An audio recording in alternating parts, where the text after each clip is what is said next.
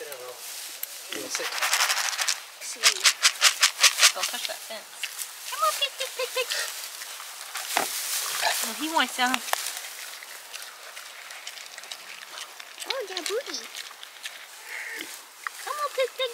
Yay, good piggy. Alright. Hey. Hey. Good piggy. Alright. You okay? Okay, pig, pig.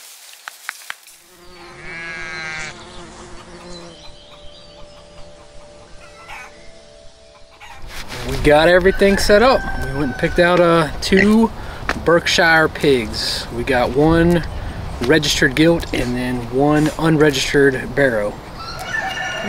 So our plan for these pigs is to raise the female to be our breeder, our resident pig here, so that she can birth some babies for us, so that we will be in a continuous supply of pork here on our farm.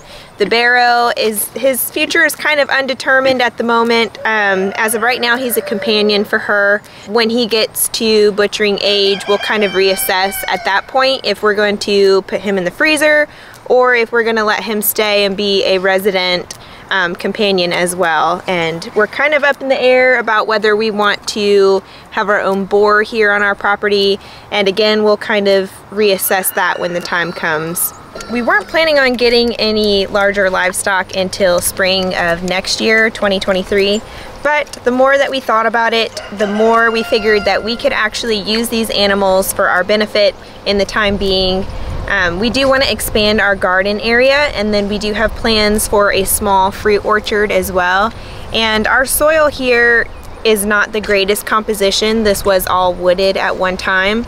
So once the trees came down, the soil is bare and it's just kind of mineral deficient. So we thought that what we could do is use this temporary electric netting and kind of move the pigs around square by square at a time and let them go ahead and root up the ground, get up the rest of the remaining tree bits, and also make their poop deposits, and just really get this soil more nutritious and ready to plant in next spring. So once they've been on an area, our plan is to come back and cover it with a heavy layer of mulch, and we might put some grass seed, some ryegrass, to just keep aerating the soil through the winter. And then once spring rolls around, like I said, we'll come back and put some in-ground rows in. So we're excited to put them to use. They have definitely been doing their job already. They've been here for about 3 days, yeah, and they've already rooted up this section, which this section that they're on right now didn't have a ton of grass that took, so it was kind of a dirt lot anyways. But they're definitely serving their purpose so far, and we're excited to see what they do for our soil and for our land. Yeah, so we'll show you guys our setup now that it's fully in place. So we kind of just willy-nilly built them a hoop house or a hoop shelter.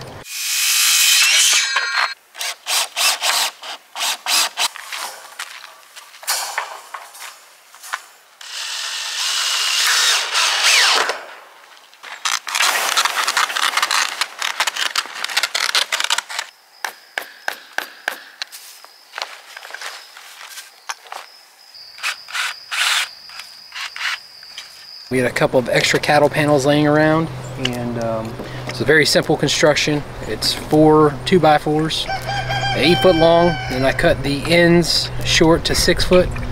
A tarp that we draped over the top, kind of just pieced it all together. Very simple. Wanted to make it lightweight because we're going to move them probably every 3 to 5 days, just depending on the weather and how much they tear up and smell and things like that.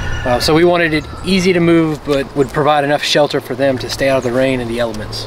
So for their bedding, we actually were able to go to a local farm that was doing like a fall festival kind of thing with a hayride. They were selling their spent hay at a really steep discounted price. So we went and loaded up our trailer full of spent hay and plan to use that for their bedding and to cover the ground as we expand our gardening plot areas. I did ask the breeder if he thought it was a good idea to put spent hay in there. I've heard mixed reviews on it because, you know, there is a little bit of mildew on some of it, and he assured me that, you know, as long as there's a well ventilated area and, you know, there's plenty of feed, they're not gonna ingest too much of it or spend a whole lot of time in there other than just bedding down in it. So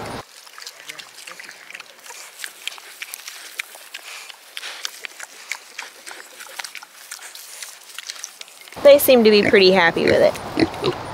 So once we got their house in place and their bedding in there, we had to determine how we wanted to contain them within their pen. So we opted to go with Premier One hog netting, which is an electric netting powered by an Intel Shock 60.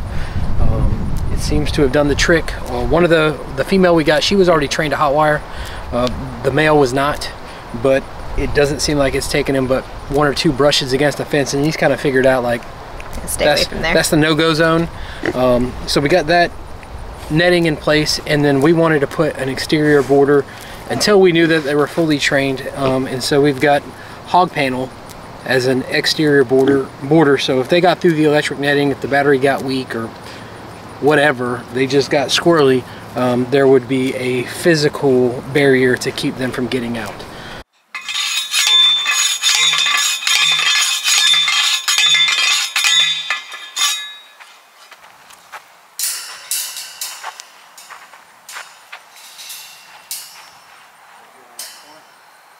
See that? Almost lost a finger building this pig pen.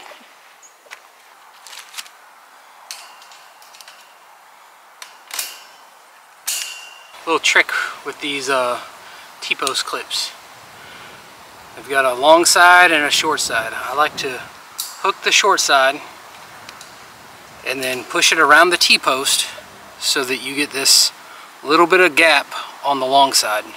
And then you take a screwdriver and you come from behind, put it through that gap, and then you pull it back towards you, and it will wrap that clip right around the fence. A whole lot easier than trying to force the clip on there and then turn it with pliers. But once it's in place, use your pliers to twist the wire, tighten it down, bada bing, bada boom. So now our real challenge is moving them to the next paddock and see if we can keep them contained and get them moved without any issues. Yeah, we plan to keep the double fence up for at least one other move, maybe a second one after that, just till we know for sure that they're not going to mess with the electric net fencing, because this netting, they could slip right under it if they knew that they could. But the purpose of an electric fence is kind of a psychological barrier, so once they touch it and they relate it with the shock, they usually will learn to stay away from that fence, and that's what we want them to respect, this fencing, so that we don't have to put an additional barrier outside of the electric fence every time we move them. So the double fence right now is just a precautionary thing. We haven't had any issues so far. Thankfully they weren't really skittish when we got them home. We've seen some kind of horror videos of people bringing piggies home and first thing they want to do is dart and take off, but thankfully they were not like that. They kind of stood together and haven't tested the fence this far, so we're feeling pretty lucky. Hopefully this is not just a honeymoon phase, and and hopefully there aren't any issues going forward, but as of right now we're feeling pretty confident about this, and the fence seems to be doing what it's supposed to do. So even though the hog panels are a little bit shorter than the cattle panels, us with our short legs still have a hard time getting over this fence, and even worse, there are little spikes at the top of the fence. So we came up with this design here to help us get up and over the fence and in with the pigs when we need to. We've just got some cinder blocks that are here, and if for some reason the pigs got out of the netting, this isn't close enough for them to fit and squeeze through anything like that. And then we got some of these like pool noodle type, I think they're wire insulators or like pipe insulators. We found these at Tractor Supply. You can get like a bundle of them for pretty cheap. I think we paid $5 or something like that. And we just put them over the top of these cattle panels so that when you are going across, you're not snagging the inside of your legs or anything like that. It's just a little safer all around, and this has made it very convenient for us getting in and out, especially if we need to do it quickly. Nobody's gonna get hurt or anything like that. All right, so their feed and water setup. We're toying around with a couple different watering features. Our first thought was get a barrel, put a pig nipple on it, and that'll be all they need.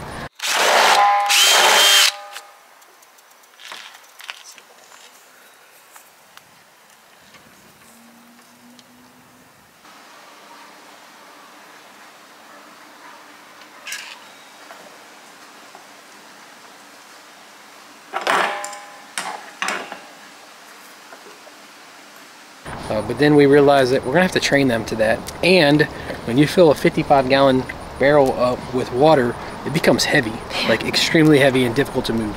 Now you could empty it out each time you've got to move it, but 55 gallons of water is a ton of water to move. Yeah. And if we're moving them every 3 to 5 days, at their size, they're not drinking that much water. Right. So we got what are those, like rubber bowls, rubber feed bowls. Some black rubber feed bowls that you can find at the feed store. Yeah, and we have a large one and we have a smaller one because the smaller male, he's just not tall enough to reach into that large bowl yet. So we've got the small one in here for now, but that's what we're feeding them out over these rubber feed bowls. There's some water over here. She's like, let me try. Yeah, and at their previous home where they came from, they were used to just drinking water out of a bowl, or whatever had spilt out, you know, muddy puddle kind of thing. And so we would like for them to be trained to the barrel just because it is less messy as far as spillage. Because if you have a bowl of water, the first thing they want to do is knock it over and then eventually make their wallow there around their water bowl. And now that we're moving into winter, it's not quite as big of a deal if they knock their water over, but in the middle of the summer, if, you know, they dump a whole bowl of water out and have nothing to drink, then that could be, you know, a safety hazard. So we would like to get them on the barrel exclusively. We do have these bowls out until they've learned to associate the barrel with water. So hopefully in the next few days we can move over to that barrel. We did try to put a little bit of peanut butter on the nipple of the bear. On the nipple of the bear. I want to say barrier. On the nipple of the barrel, and they did go right to it and, you know, eat off the peanut butter. I think they were a little confused as to why water was coming out when they were trying to eat the peanut butter, so they didn't spend a whole lot of time on it because it was kind of a weird texture thing, I'm sure. But now they know that there's water in there, and we're hoping that they'll eventually just move to it exclusively. Yep. And on those watering nipples, the flow of water is not near what I thought it would be. It kind of just dribbles out, and there's a couple different settings on the nipple to increase the flow rate, but it really didn't do anything. I did see a YouTube video where you can go into the backside and you draw out a larger hole, which I'll probably try because the amount of water that comes out might be good for their size now, but when they're 100, 200 pounds, yeah, there's no way that would work. That'd be frustrating for me to drink out of. Yeah. Which I don't really drink out of nipples too often, but you know, every once in a while. Yep, so when we were trying to decide where to put the nipple into the barrel, we could have put it a little bit lower, but I wanted there to be enough water in the base of the barrel to give it some weight. So when they're larger and they're in here rooting around, they don't accidentally tip over a 55-gallon drum. Could cause injury to them, could fall on the fence and allow them to, you know, get out. If it's so close to the fence, it could spill water all over the place. So we went up about, I don't know, probably about 16 to 18 inches. It'll be perfect height for them when they're larger, but right now it'll probably have, it's about a third of the way up the barrel. So it's got that weight, not going to fall over. Right. Yeah. So thanks so much for joining us today with this new adventure here on our farm. This is our very first time having pigs ever, so this is a new experience for us, and we're definitely in the learning phase. If you guys have any great tips or tricks, please leave them in the comments below, because we are willing and ready to learn everything that we can to give them the best life that they have here on our farm. And I'd say be on the lookout for future videos so that you can come back and see where we talk about what we've learned through this experience, why we chose Berkshire pigs. Would we do it again? Are we enjoying it? Yeah. You know? Ask us in a few months. Ask us in a few months. Right now, like she said, it's the honeymoon phase. It's all been good. You know, a lot of the horror clips that we've seen on other channels we have yet to experience, but you know, that's why those people put out those videos, is so we can learn from their experiences. So thanks for watching our experience, and hopefully you learned something from us. Yeah, I feel pretty good about our precautions and everything that we've taken because of watching videos elsewhere and kind of getting an idea of what to be prepared for. So yep. And I would encourage you, if you have any questions whatsoever, please ask them, because that's the best way that we can communicate with you guys and learn ourselves. You ask us questions and we can respond to those in the comments or via email or something. Future video. So anyways, thanks for joining in. We'll see you guys on the next one. Bye. Bye.